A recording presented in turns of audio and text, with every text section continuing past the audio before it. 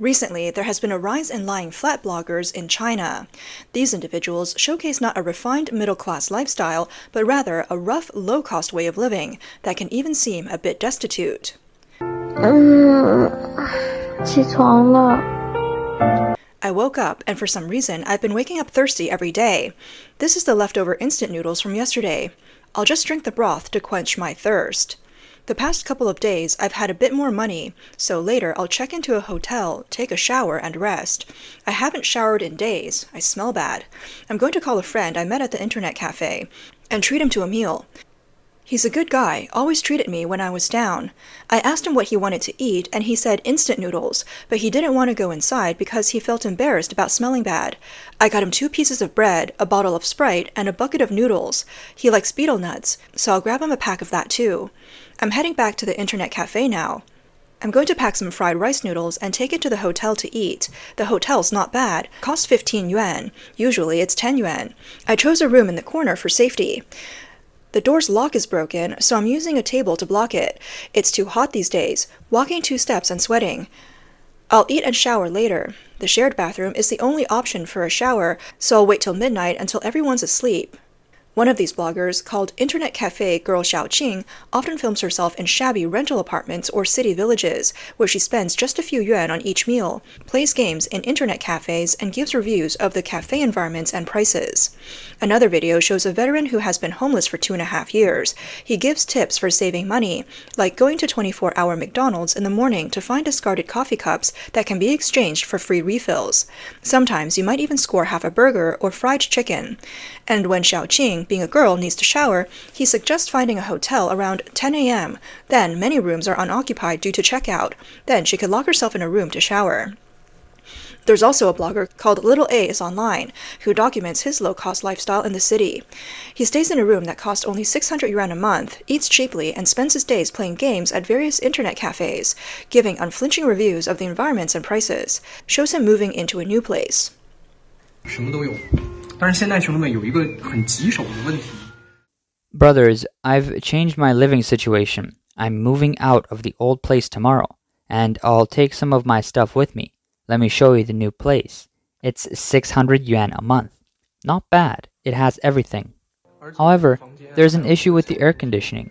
This is an old, inefficient air conditioner. It eats up all of the electricity. I've mentioned before that electricity costs 1.5 yuan per kilowatt hour. So with this old AC running, the bills are sky high. I only turn it on for a while and shut it off once the room cools down. I don't dare run it too often. But if I don't, it gets too hot in here. Liu Go is another typical figure in the internet cafe lifestyle. His videos focus on low-cost living in the city, where he wakes up in a cheap room, spends just a few yuan on meals, and heads to the internet cafe to play games. His routine is simple and revolves around keeping his spending low and life slow-paced, sustaining his daily needs with internet cafes and city villages. Lastly, Xiao is another blogger who shares his internet cafe lifestyle in short videos. His content also revolves around staying in a basic room for around 600 yuan per month, eating on a budget, and reviewing internet cafes across the city. He describes his approach as another way of living, unconstrained by the norms of society. However, the videos of these lying flat bloggers who have gained popularity among many young people have been gradually removed from all platforms, creating confusion among some viewers. On August 23rd, Little A Online posted on Bilibili, saying that his Douyin account had been banned and all of his videos had been removed. He was unable to appeal, and the customer service explained that the reason was violating relevant internet laws and regulations. So he said, "For now, I will no longer update on Douyin and will only update on Bilibili." On September 6, Little A Online posted again, saying, "Just a heads up to my brothers, all of my videos across platforms have been taken down, and it's not me deleting them. I'm still actively communicating with them." A day later, Little A Online said that after communication with the platform's operators, his account had been restored, but the removed videos could not be appealed. He could still upload new videos, but he added, "I'll take a break for a few days to avoid the attention." By September 10th, the latest search results showed that all of Little A Online's videos had been cleared, and the post detailing the removal of his videos had also been deleted. In September 2025, when platforms were cracking down on accounts that talked about lying flat at internet cafes, other bloggers were also banned, their videos removed, just like Little A online. Two influencers who advocated for the minimalist lying flat lifestyle have been banned from gaining followers. One spoke about the benefits of not getting married or having children from a financial perspective, while the other directly pointed out that China's quality of life is still inferior to that of Western countries. Another influencer was even criticized by officials for exposing China's class inequality and poverty issues. He was heavily condemned as being pro-Western, leading to multiple platform bans. Apart from influencers, multiple city officials have announced the closure of over 1,000 rumor-spreading accounts, even conducting investigations under the premise of damaging the city's image. Officials in cities like Zhengzhou in Henan and Xi'an in Shanxi have investigated and punished social media account owners. Weibo also reported that over 1,200 accounts spreading economic, financial, and social rumors have been shut down. Alongside the platform-level crackdown, more alarming offline actions have also taken place. Ma Xiaoqiang, a Douyin influencer known for starting his posts with "Dear capitalists, hello," and calling on young people to lie flat, describes himself as a 3-no person. This means no job, no money, no home. His account often promotes not working for capitalists, meaning not actively engaging in the job market. 为什么要给资本家打工？我就不打。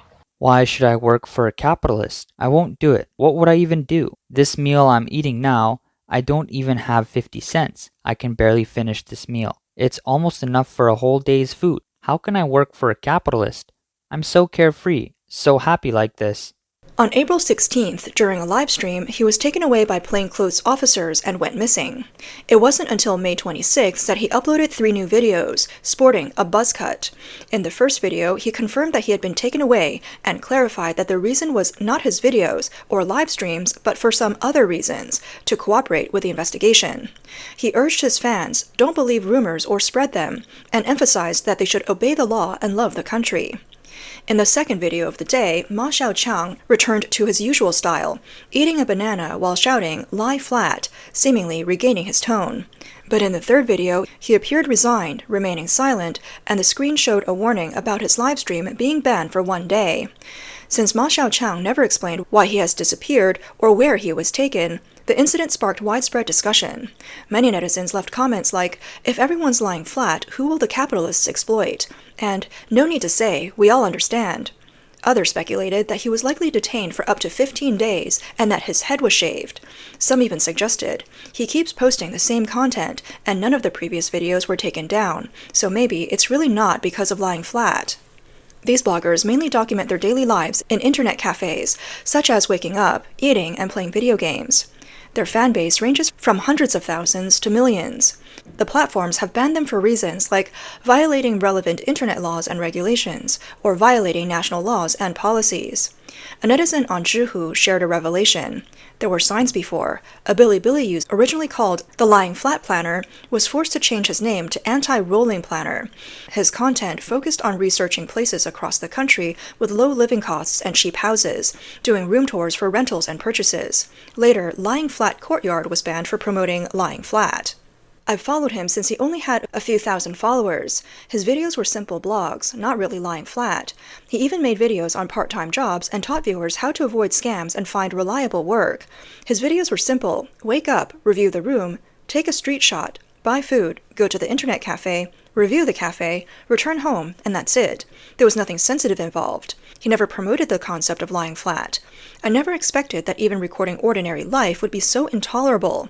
People like him, who don't steal, don't rob, earn their own money, and spend it how they want, being polite and not causing trouble for society, would be considered a model citizen in any normal country. But in some places, if you don't actively burn yourself out and just want a simple, comfortable life, you're guilty. As early as 2021, the term lying flat touched a nerve in the system.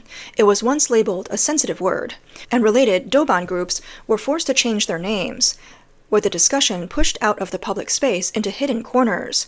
Official media then took action, with Xinhua News Agency warning against the dangerous tendency of lying flat before getting rich, and the Southern Daily criticized it as shameful, labeling the exhaustion and disillusionment of this generation as passive and decadent.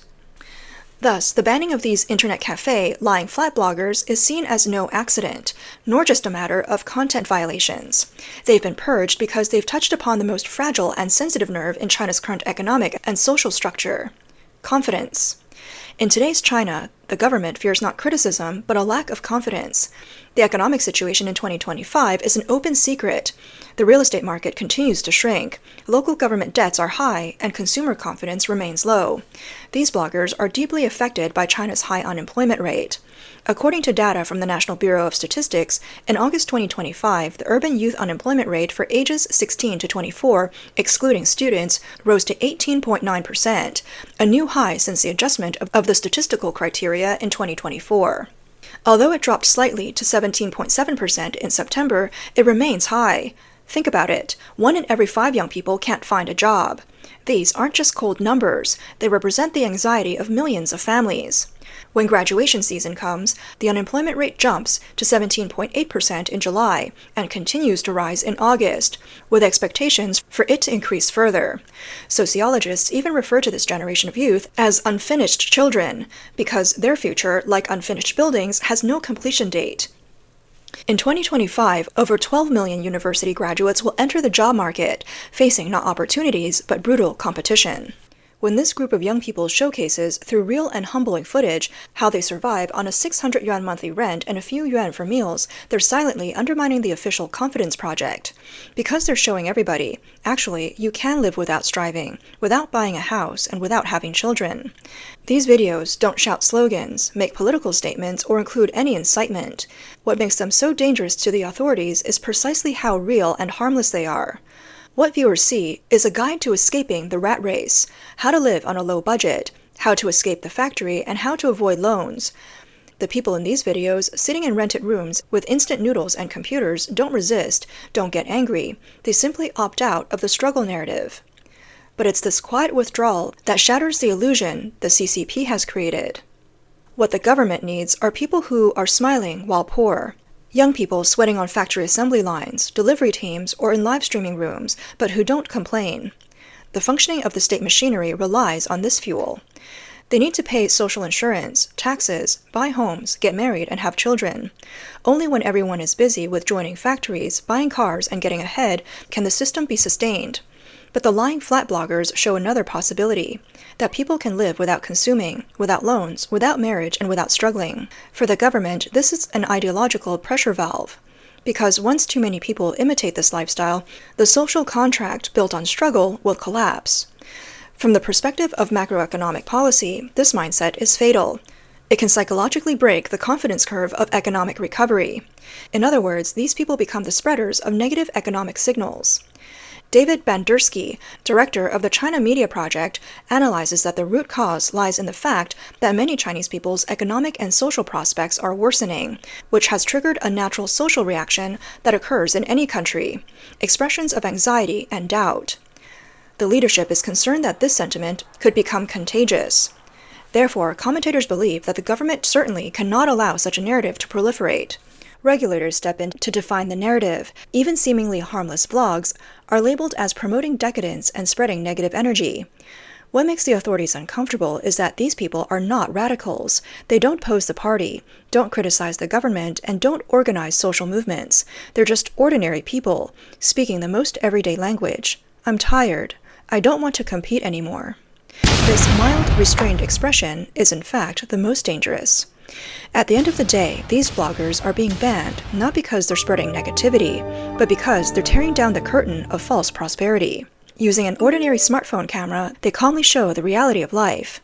Therefore, the CCP believes they must be silenced, because in a system that relies on illusion to keep running, even someone telling the truth, simply through their way of life, is dangerous.